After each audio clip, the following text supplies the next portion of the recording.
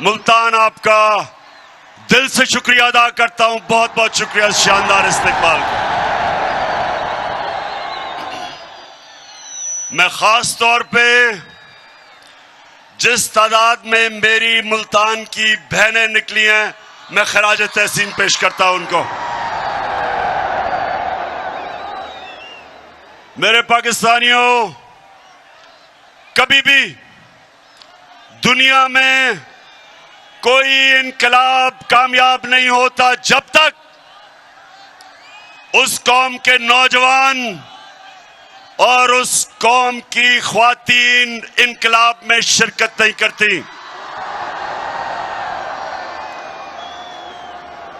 और ये जो इनकलाब, इंशाअल्लाह ये जो इनकलाब आ रहा है,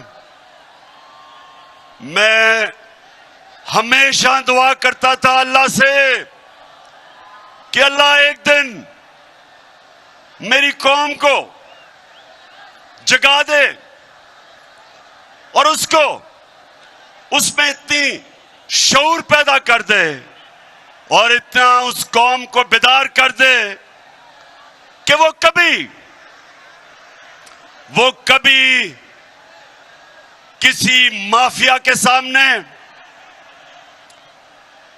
चोर और डाकुओं के सामने या किसी सुपर पावर के सामने अपना सर झुकाएं।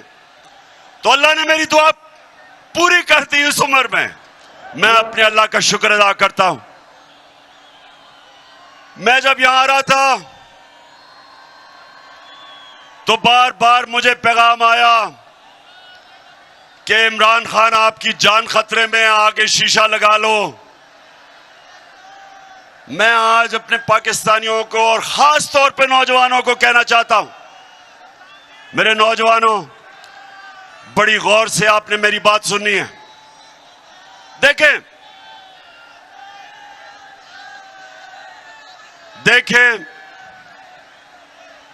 कुरान की एक आयत है, अल्लाह कहता है जो लोग ईमान ले आए अल्लाह उनके खौफ दूर कर देता है। मेरे पाकिस्तानियों, ये याद रखें और मैं अपने नौजवानों को खास तौर पे कहना चाहता हूं, खौफ, मरने का खौफ, जिल्लत का खौफ, अपनी रिस्क या नौकरी जाने का खौफ, ये एक बड़े इंसान को एक छोटा सा इंसान बना देता है। जिसने भी आज तक दुनिया में कोई बड़े काम किए, और पाकिस्तानियों आपने बड़े बड़े काम करने अभी, तो अपने ज़हन में डाल लें कि जब तक आप इस खौफ के बुत को तोड़ेंगे नहीं, आप इसको एक अजीम कौम नहीं बना सकते। मेरे नबी सल्लल्लाहु अलैहि वसल्लम ने मदीना में क्या किया? लोगों को आजाद कर दिया, खौफ से आजाद कर दिया, पैसे की लालच से आजाद कर दिया, मैं की पूजा करने वालों को बड़े इंसान बना के बड़ी सोच दे दी। और वही लोग जिनकी हैसियत नहीं थी, दुनिया की उन्होंने इमामत की। मुल्तान, ये गौर से सुन लो, आज तक कोई बड़ा बिजनेसमैन नहीं बना जो नुकसान से डरता हो। आज का किसी फौजी ने बड़े तगमे नहीं लिए जो मौत से डरता हो। क्रिकेटर भी, जो क्रिकेटर हारने से डरता है उसे जीतना नहीं आता। जिस बैट्समैन को तेज बॉलर से गेंद लगने का खौफ होता है वो बड़ा बैट्समैन नहीं बनता। जिस दुनिया के पहले इंसान ने दुनिया के सबसे बड़े पहाड़ के ऊपर चढ़ा था, माउंट एवरेस्ट के ऊपर, जब एक एडमंड हिलरी चला था, तो उससे पहले जिन्होंने भी कोशिश की थी उस पहाड़ पे चढ़ने की, या वो मर गए थे और या वो फेल हो गए थे। तो जब पहले इंसान ने सबसे ऊंचे पहाड़ पे चढ़ा तो अपने खौफ के ऊपर काबू पाया। तो मैं आज अपनी कौम को कहना चाहता हूं कि ये जो हमें करप्ट और बुज़दिल हुक्मरानों ने खौफ दिलवाया हुआ है कि जब तक आप अमेरिका के जूते पॉलिश नहीं करेंगे आप आगे नहीं बढ़ सकते।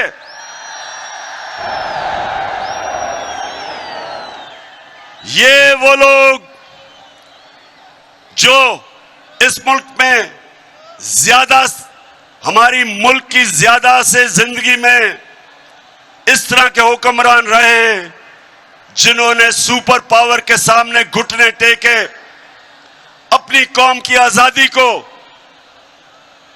अपनी आजादी खोई, अपनी इज्जत खोई, जिल्लत मिली हमें पाकिस्तानियों को हुक्मरानों की वजह से। तो मैं आज वो पाकिस्तानी जो पाकिस्तान के साथ बड़ा हुआ था, मुझे हमेशा इस चीज की तकलीफ होती थी कि हम अजीम लोग हैं लेकिन ऊपर ऐसे हुक्मरान हैं जिन्होंने इस कौम को एक अजीम कौम नहीं बनने दिया। तो मैंने ये अल्लाह से कहा था कि अल्लाह जब भी मुझे मौका मिले, जब भी तू मुझे मौका देगा, सबसे पहले मैं अपनी कौम की अजमत को उठाऊंगा, उसकी इज्जत को ऊपर करूंगा, कभी अपनी कौम को किसी के सामने नहीं झुकने दूंगा।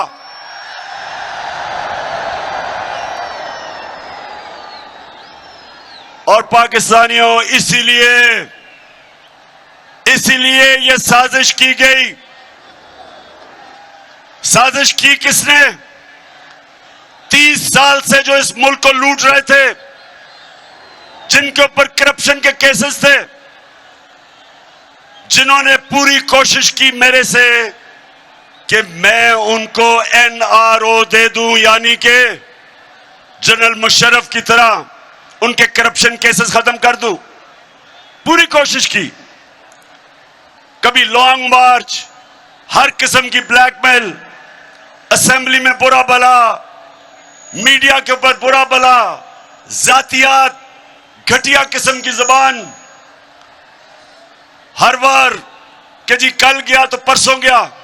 सिर्फ एक मकसद था इनका कि मैं इनके करप्शन के केसेस माफ कर दूं।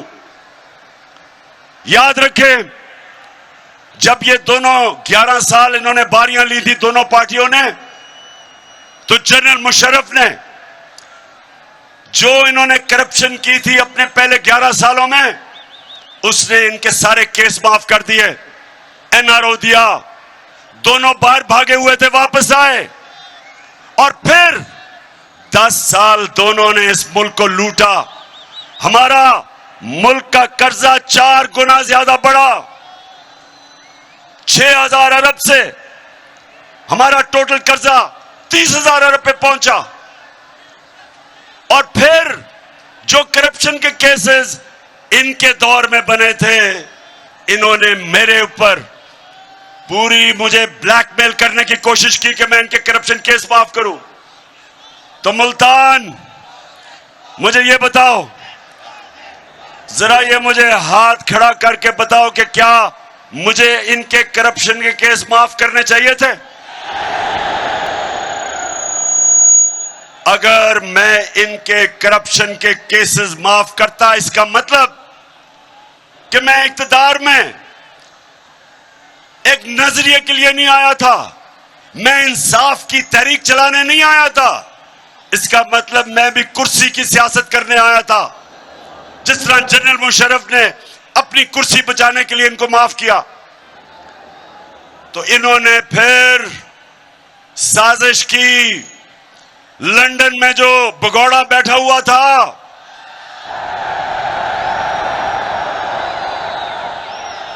वैसे नून लीग वालों मुझे एक जवाब दे दो।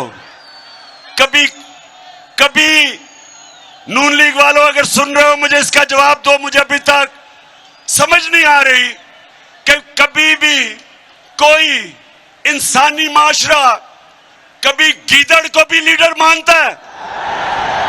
वालों, अगर सुन रहे हो तो खुदा के वास्ते मुझे जवाब दो, कभी गीदड़ लीडर बन सकता है? पहले मुशर्रफ का दौर, मुशर्रफ ने जब इसको जेल में डाला तो आसिफ जरदारी ने कहा कि अटक जेल में। अब यह आसिफ जरदारी इत्तेहादी है, इसकी स्टेटमेंट थी कि अटक में जो जेल में नवाज शरीफ था वहां टिश्यू पेपर खत्म हो गया इसके आंसुओं से, रो रो के मिन्नतें करी कि मुझे बाहर भेज दो। और मुशर्रफ ने इतना जुल्म किया, इसके करप्शन केसेस रोक के इसको बाहर भेज दिया। बाहर जाके झूठ बोला कि कोई मुआहिदा करके नहीं आया। वो फिर मुआहिदा सामने आ गया 8 साल के बाद। शर्म भी नहीं आई, शर्म भी नहीं आई झूठ बोल के। इस बारी फिर झूठ बोल के, ड्रामा करके, मैं जी बहुत बीमार हूं,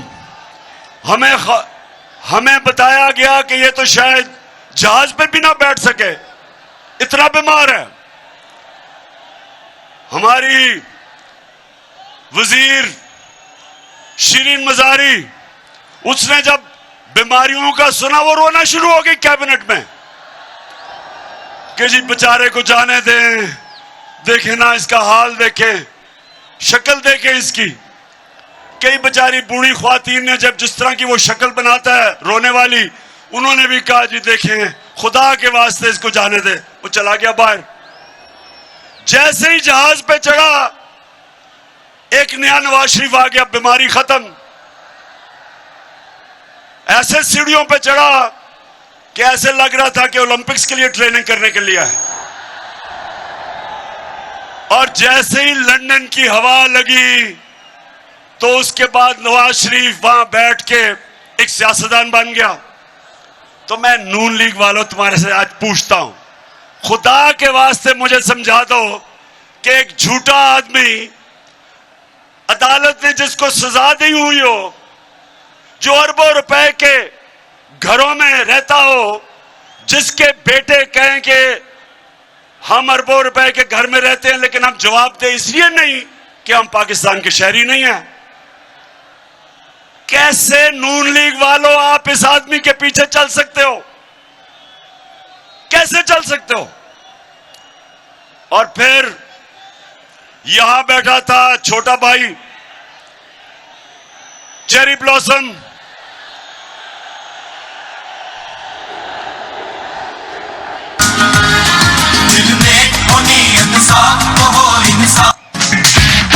तब्दीली आ नहीं रही, तब्दीली आ गई।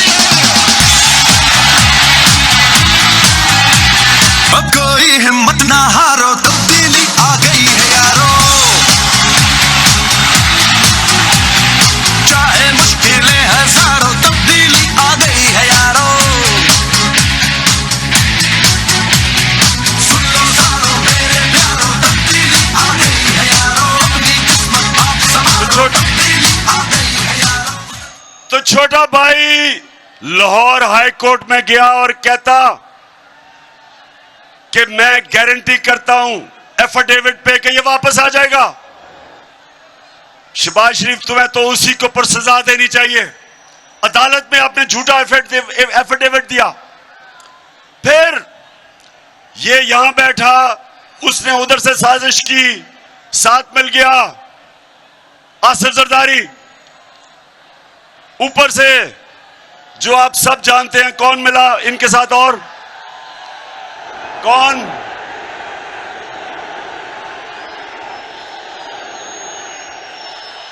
इनके साथ वो मिल गया जिसके ऊपर आजकल बात हो रही है उसकी कीमत बढ़ाने के लिए।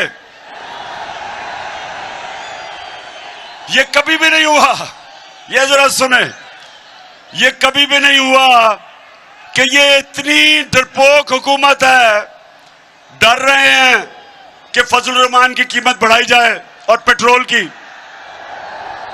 इतने डरे हुए हैं कि कहते हैं नेशनल सिक्योरिटी काउंसिल की मीटिंग बुलाओ ताकि वो फौज पे पड़े कीमत बढ़ाने पे। ये हाल है आज। तो इन सारों ने मिलकर साजिश की, साथ इनके मिल गए अमेरिका, और अमेरिका के अंदर उनका यहां जो एम्बेसी है वो हमारे लोगों से मिलने शुरू कर दिए जो सबसे पहले लौटे हुए थे। वहां से साजिश शुरू हुई। वैसे मुल्तान, मुझे यह बताओ, आप जरा आज मुझे यह बताओ कि जनूबी पंजाब से इतने ज्यादा लोटे कैसे निकले हैं? जवाब दें। लोटे आपने इधर से इतने ज्यादा लोटे जनूबी पंजाब से निकले हैं, और आज हम अल्लाह का शुक्र अदा करते हैं कि सबको डिस्क्वालीफाई हो गए। इन सब ने मिलकर साजिश की। 8 मार्च को एक अमेरिकी under secretary of state, Donald लू उसका नाम था, पाकिस्तानी एम्बेसडर को बुलाता है और उसको कहता है कि अगर तुमने इमरान खान को अदम एतमाद में ना शिकस्त दी तो पाकिस्तान के ऊपर मुश्किल वक्त आ जाएगा। धमकी दी और कहता कि अगर इमरान खान को आपने हटा दिया तो आपको माफ कर दिया जाएगा। मेरे मुल्तान के लोगों, क्या आपको अमेरिकनों से माफी की जरूरत है? इस कौम को इसलिए किसी से माफी की जरूरत नहीं कि खुददार कौम है, लेकिन जो इस मुल्क में हमारी बदकिस्मती से अशरफिया है वो डर गए और उन्होंने पूरी शिरकत की।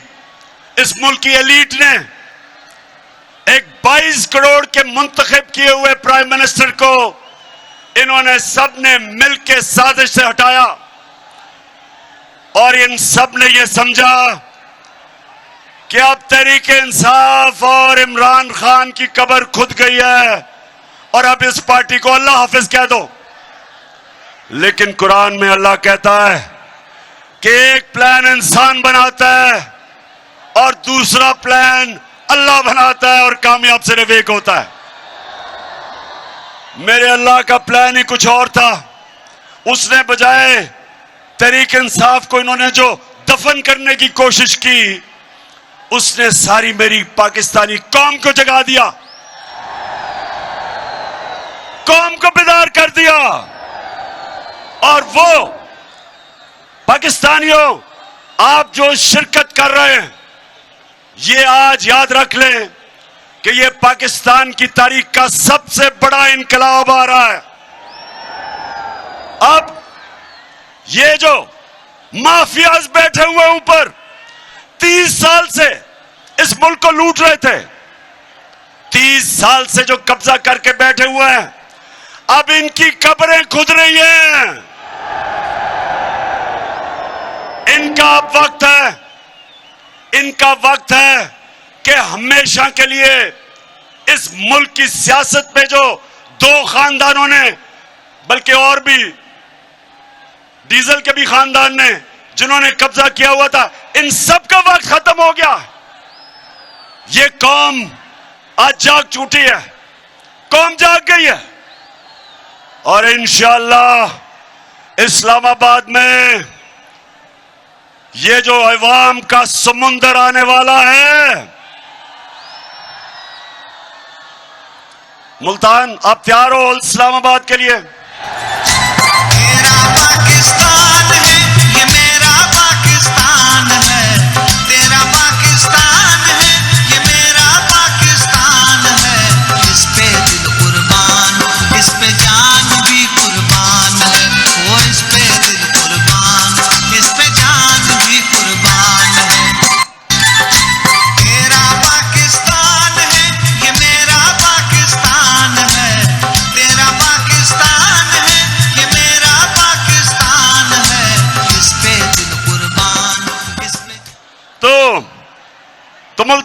सुने जरा हुआ क्या फिर, क्योंकि आज मेरा आखिरी जलसा है इस्लामाबाद मार्च से पहले, इसलिए मैं जरा थोड़ा आपको समझाऊं ताकि मेरी सारी कौम को समझ आए कि हुआ क्या।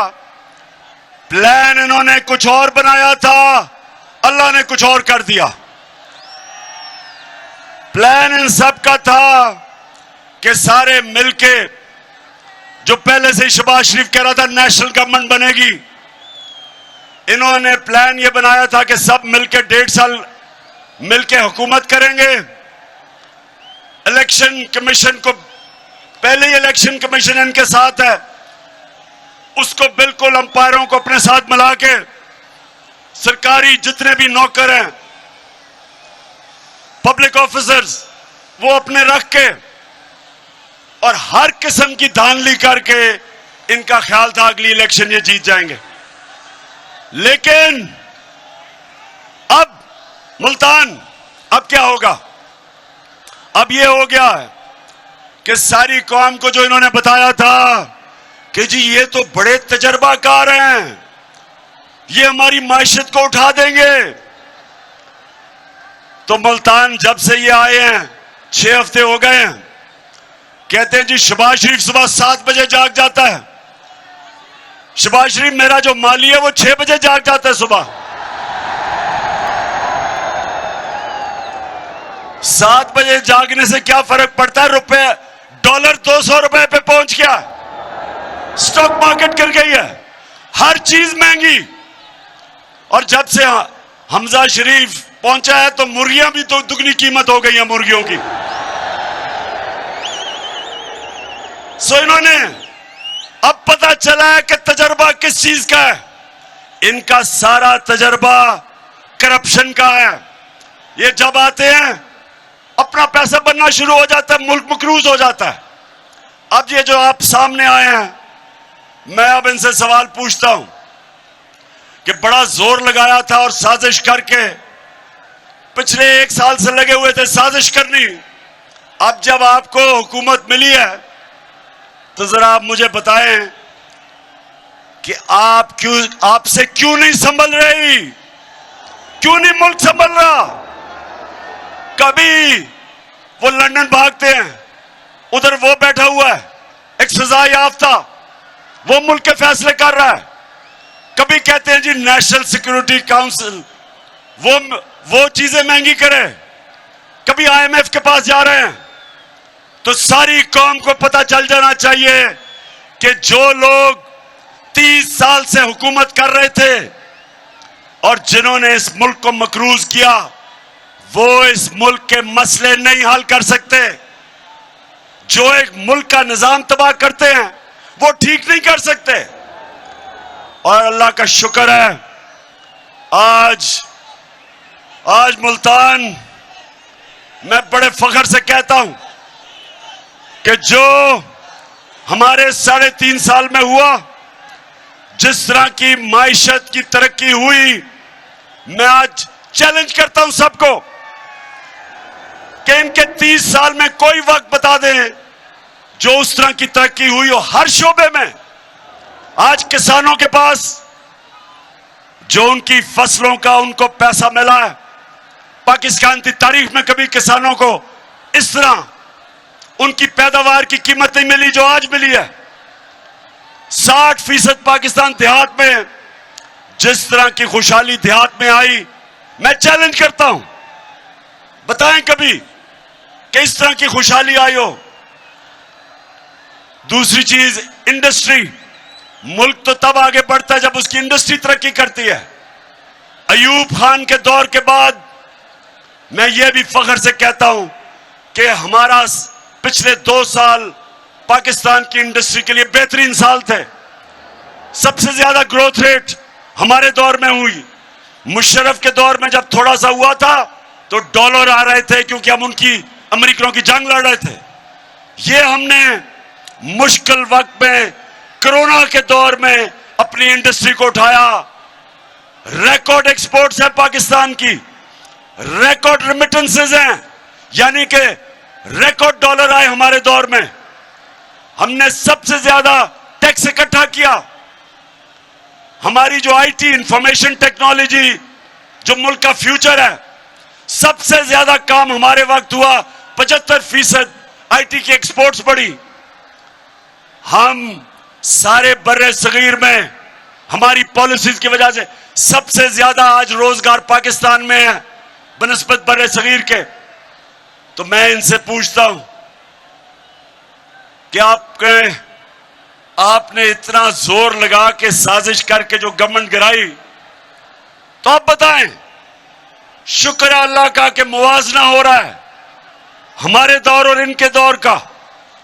और अगर मुझे अपने मुल्क की फिक्र ना हो मुल्तान, अगर मुझे अपने मुल्क की आज फिक्र ना हो, तो मैं तो चाहूंगा ये और चले, चंद महीने इनको और चलने दो, ताकि सारी कौम के सामने ये इनकी असल शक्ल नजर आए कि सिवाय करप्शन के इन्होंने आज तक किया ही कुछ नहीं है। जितनी देर चलेंगे ये जलील होंगे, और जिन्होंने साजिश करके इनको लेके आए वो भी साथ जलील होंगे। इसलिए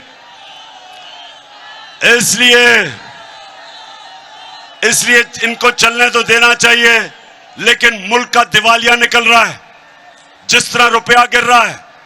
और अभी रुपए गिरने की वजह से जो महंगाई आने वाली है, सारी चीजें महंगी होने वाली हैं, क्योंकि जब रुपया गिरता है सारी जो चीजें आप इंपोर्ट करते हैं सब महंगी हो जाती है, जिसमें तेल, बिजली,